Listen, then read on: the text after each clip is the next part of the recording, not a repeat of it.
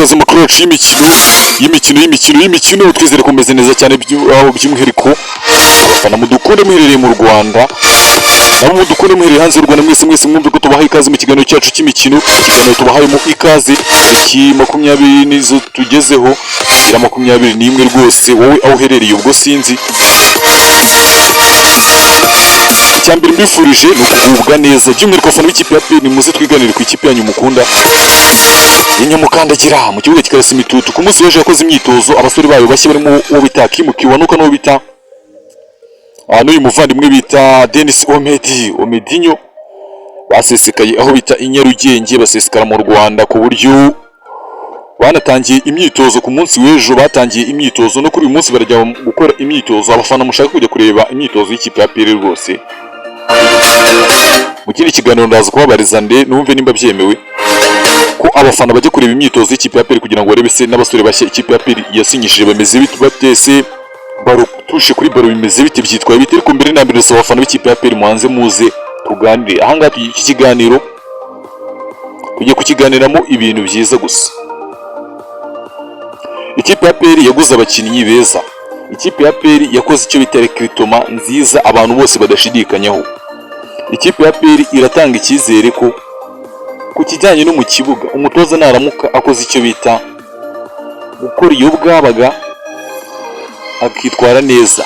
Abafana baravuga bati rwose natubabarire nimba hari n'ubumenyi adafite natubabarire adufashe rwose atanga umwanya abandi batoze aho kugira ngo Derikonovic avure igikombe ari umutoza w'umunyamahanga n'akavuga amafaranga ahembwa. Barakubwira bati umutoza w'umunyarwanda yaza akayitoza kandi yakitwara neza.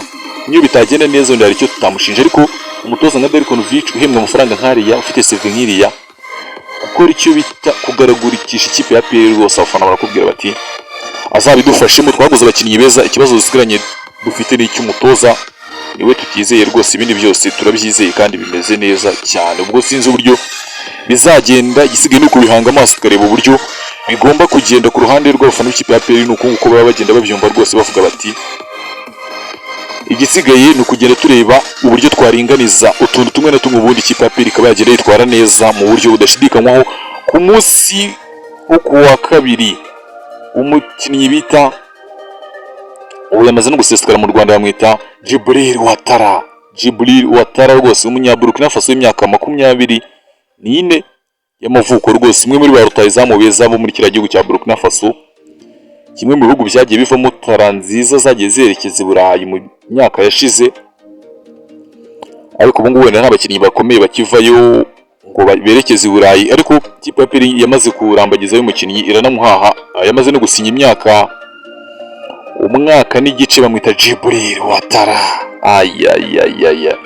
Nawe ku munsi w'ejo cyangwa ejo bundi nawe mugomba kumubona mu myitozo ishyirongi, ubundi ibintu bikagenda neza cyane. Ku ruhande rw'abafana b'ikipe ya APR Nyamukandagira mu kibuga kikarasa imitutu, icyo mbabaza ni kimwe, ikipe ya PL iguza abakinnyi ni irihe jambo wabwira umutoza Derikonovic? Ese umuvandimwe bita Niyigena Kerem ugomba kwerekeza hanze y'u Rwanda mu gihe ikipe ya PL yaba ibishatse, ari wowe ufata umwanzuro? Wafata uhe mwanzuro? Wafata umwanzuro w'uko Niyigena Keremento wafata umwanzuro w'uko asohoka mu kipe ya PL akaba yakerekeza hanze y'u Rwanda, akaba yajya kureba naho uburyo byitwaye, cyangwa uyu mwaka muramukine wenda mwareka akazagenda muri sezo itaha cyangwa umwaka utaha? Sinzi abafana b'ikipe ya PL ko mu byumva inkuru yo kugenda kwa Niyigena Kerem mwayibishemo.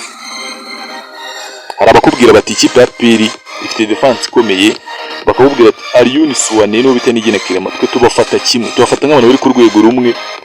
Bakavuga bati rero ari ibishoboka yagenda mu buryo bwo kumwifuriza iterambere, tukareka kureba inyungu zacu bwite, turebe ngo ikipe ya PL ngiramukeneye oya, akaba yagenda kerekeza hanze y'u Rwanda nawe akajya kureba uburyo bimeze, ubundi ibintu bikagenda neza cyane. Kuri ruhande rw'uyu musore bita Niyigena Kerem baravuga ati rwose twamukoresheje byinshi, yaduhaye byinshi, isigaye twamwifuriza gutera imbere akaba yakerekeza hanze y'u Rwanda mu makipe wenda agiye atandukanye yari mu gihugu cya Tunisia ari kugenda yambagiza uyu musore.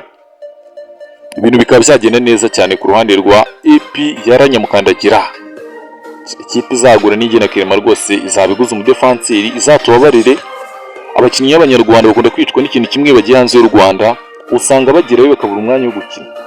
Rwose bazatubabarire uyu mwana w'umunyarwanda Nigena Clement Forume ariho aramutse anagiye rwose bazadufashe mu mwanya wo gukina, kuko aramutse agiye kuri bench ibintu atamenyereye, umwana wamenyereye guhozaho mu gukina adasiba, rwose bishobora kugorana ugasanga Forume zigiye hasi, kandi rwose yarari hejuru cyane mu ikipe y'igihugu Amavubi atagisibamo, rwose abahamagarwa buri gihe kandi anagenda agerageza gukina neza iminota yahawe bamwita Nigena Clement. Ubwo sinzi uburyo bimeze ku ruhande rw'aba tekinisiye ba PL bagomba kugenda bareba ese turamukeneye, ese kuba tumukeneye cyo wenda turamukeneye, ese twamuha amahirwe n'akaba yakerekeza hanze y'u Rwanda, cyangwa wenda twamureka ubutaha hazaza ikipe imushaka shampiyona irangiye akaba ari gutumutanga. Ubwo sinzi uburyo bimeze, ariko nanone ikipe ya PL ishobora gutekereza kabiri kavuga ati rwose mu rwego rw'uko tuzamukina mu mikino nyafurika, kandi n'ejo bundi yo kugira tuzagura undi mu defenseri twaharekeraho bita Nigena Clement. Ubwo sinzi uko mubyumva, muraza kutubwira. Bafashe umwanya ngo mbashimire uwo bafashe umwanya wo kumva ikiganiro, uruwa agaciro gakomeye cyane, ndabakunda kandi mbahoza ku mutima.